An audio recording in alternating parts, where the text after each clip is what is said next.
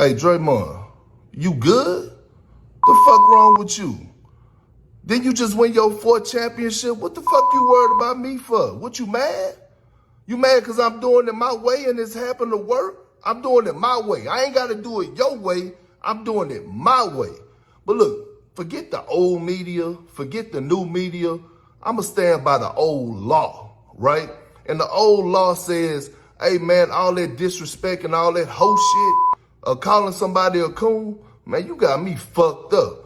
Ain't nothing a coon about me. Ain't no cooning, ain't none of that. Straight up. And here's the thing, right? We all know, dog. We all know.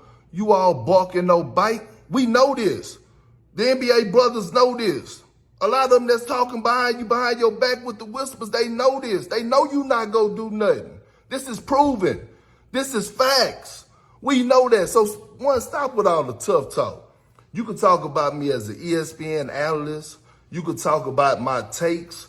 You could talk about everything you want to do. I don't give a fuck about that. But what you not gonna do is you not gonna disrespect me and call me no motherfucking coon. And I'ma stand on that. You talk about standing on something, I'm standing on that.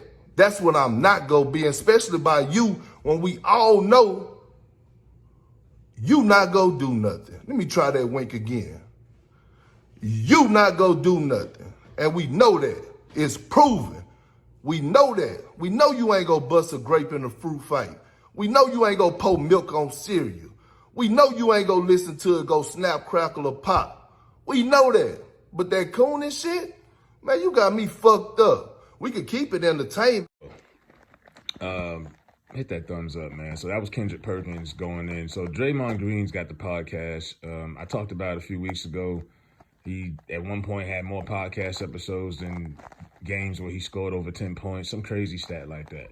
And I'm not a big Draymond guy, but he's been pushing this narrative for a couple weeks now, and I'm glad it's finally getting attention, where he's saying old media needs to kind of go.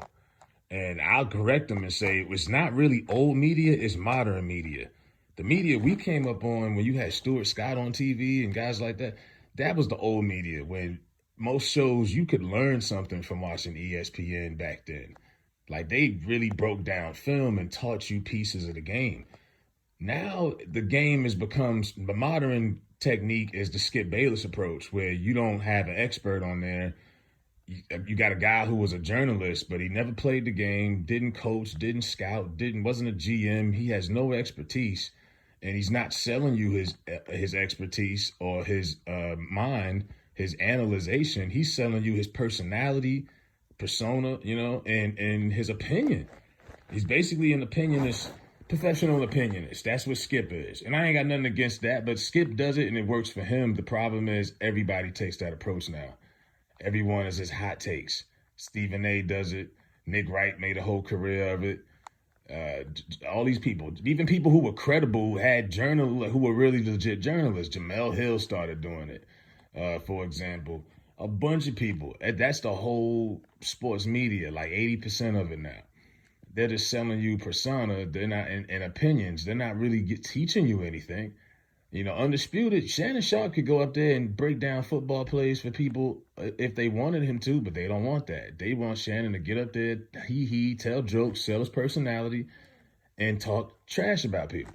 You know what I mean? It's that barbershop talk vibe. And it's cool when you got one or two shows like that. But when every show is like that, it gets watered down and people get back to a point where I've heard people also complain like, yo, man, they don't even break down film or nothing no more. And that's what Draymond's getting at. But him and Kendrick Perkins have had this like back and forth. He calls him Mushmouth Perkins and all of that. Called him a sellout, coon, all of this. And him and Perk I don't know. I've never seen any bad energy between them when they both played, because Kendrick was in the league just maybe 5-6 years ago. But apparently they don't like each other. But Perkins he's just doing what he's being told, man. You know what I mean? He's a player. He wasn't an all-star. He probably didn't make nearly as much as what a guy like Draymond or some of these other guys made. He works as an analyst. And ESPN has a critique that all of them must follow. You ain't going to be on First Take breaking down film. It's all opinionism.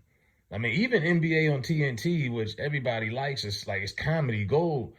Even at some point, Kenny Smith with them bad knees will walk up to the big TV, and show and break down film, right? And show you a couple plays and how this, play led to that score, and how the team is up by 10 going into the second half, and who's gonna need to have a good game in the second half to help them down. Like, they don't do none of that on these shows. And Draymond is like, yo, we about to get back to breaking down film again, because all y'all do is talk about opinions from people who don't matter. Like, Skip Bayless was out there talking about, oh, Steph Curry has to prove to him that he's worthy because he hasn't won a finals MVP. I'm like, this guy was a 3-time champion. You talking about he has to prove? Why does he have to prove something to you? Like, when you think about it, it's like, yo, who are these people? Where these people come from? Unless you were reading newspapers back in the day, I never heard of some of these people that they got currently on TV until they put them on. Like, unless you were reading papers back then, and maybe you knew some of these people as beat writers, but they just put anybody on there now. And I think between people wanting real analyzation back, also what's really terrifying, old school, modern media, whatever, these podcasts and these shows with these current and former athletes are killing them. Shout out to I Am Athlete. They are killing them. They get interviews that the Undisputeds, the First Takes, these sports shows couldn't dream of getting. They can't get people. Kyrie Irving did one episode on I Am Athlete. I mean, they had Barkley up there, Warren Sapp, Mike Tomlin, who never does interviews. I mean, these players are well connected, and what Brandon Marshall and all of these guys are doing, and Ryan Clark and them, I think stuff like that. It's so many people pushing that. Kevin Durant's got a podcast.